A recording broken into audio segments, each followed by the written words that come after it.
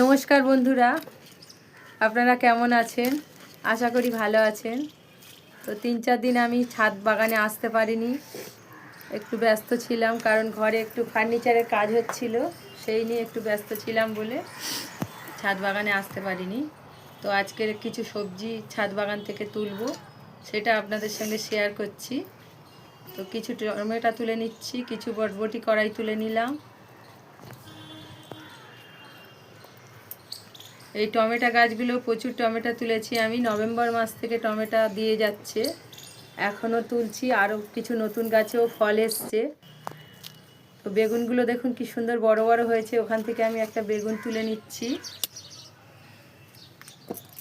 একটা ওলকপি তুলে নিয়েছি, একটা বেগুন তুলেছি, কিছু টমেটো তুলেছি। আজকের এই মোট সবজি ছিল।